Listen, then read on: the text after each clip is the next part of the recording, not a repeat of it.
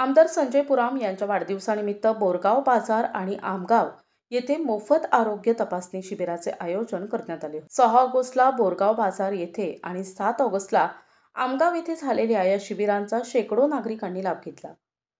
बोरगाव बाजार येथे झालेल्या शिबिरामध्ये महात्मा नेत्रपिढीच्या सहकार्यानं मोतीबिंदू तपासणी करण्यात आली. यासोबतच गरजूंना मोफत चष्मे वाटप करण्यात आले आणि मोतीबिंदूच्या शस्त्रक्रियेची गरज असलेल्या रुग्णांना नागपूर येथे मोफत शस्त्रक्रियेची सोय उपलब्ध करून देण्यात आली. याशिवाय रक्त तपासणी आणि औषध वाटपाचीही व्यवस्था करण्यात आली होती. आमगाव येथील शिबिर शालिनीताई मेघे हॉस्पिटलच्या सहकार्यानं आयोजित करण्यात आले होते. येथे विविध आजारांवर तज्ज्ञ डॉक्टरांकडून तपासणी करण्यात आली. या शिबिरात औषध वाटप, रक्तदान शिबिर आणि 300 नेत्र रुग्णांना मोफत चष्मे वाटप करण्यात आले. ज्या रुग्णांना पुढील उपचाराची गरज होती त्यांना नागपूर येथे उपचारासाठी मोफत वाहतूक व्यवस्था पुरविण्यात आली. या दोन्ही शिबिरांमध्ये कोणत्याही प्रकारचे शुल्क आकारले गेले नाही.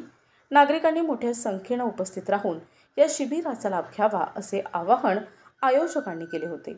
आमदार संजय पुराम यांनी आपल्या वाढदिवसानिमित्त जनतेसाठी आरोग्य सेवेचा हा अनोखा उपक्रम राबवून सामाजिक बांधिलकी जपली आहे. म्हणजे हे पोझिशन बरोबर आहे का? नमस्कार, मी संजय पुराम, आमदार आमगाव देवरी विधानसभा. दरवर्षीप्रमाणे याही वर्षी माझ्या वाढदिवसाच्या निमित्ताने दिनांक 6/8/2025 ला शासकीय माध्यमिक आश्रमशाळा बोरगाव या ठिकाणी नेत्र तपासणी, रक्त तपासणी शिबिराचे आयोजन करण्यात आलेलं आहे.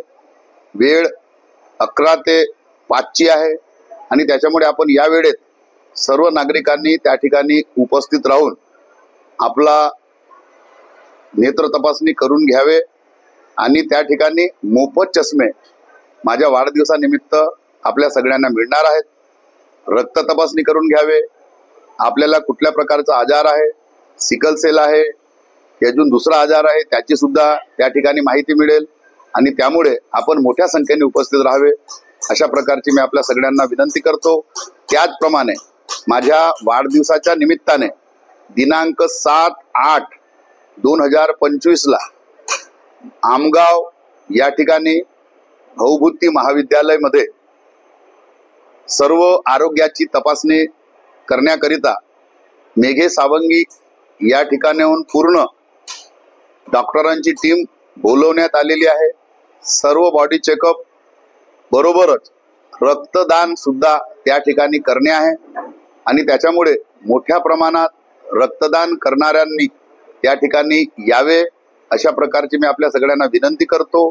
आणि माझ्या वाढदिवसाच्या निमित्ताने कोणतेही भेटवस्तू न आणता, कुठल्याही प्रकारे पुष्पगुच्छ न आणता आपण जास्तीत जास्त प्रमाणात रक्तदान करावे आणि आपल्या आरोग्याची तपासणी करून घ्यावे हीच आपल्या सर्वांना आग्रहाची विनंती करतो. नमस्कार. प्रतिनिधी राधाकिसन सुटे, NTV न्यूज मराठी, गोंदिया.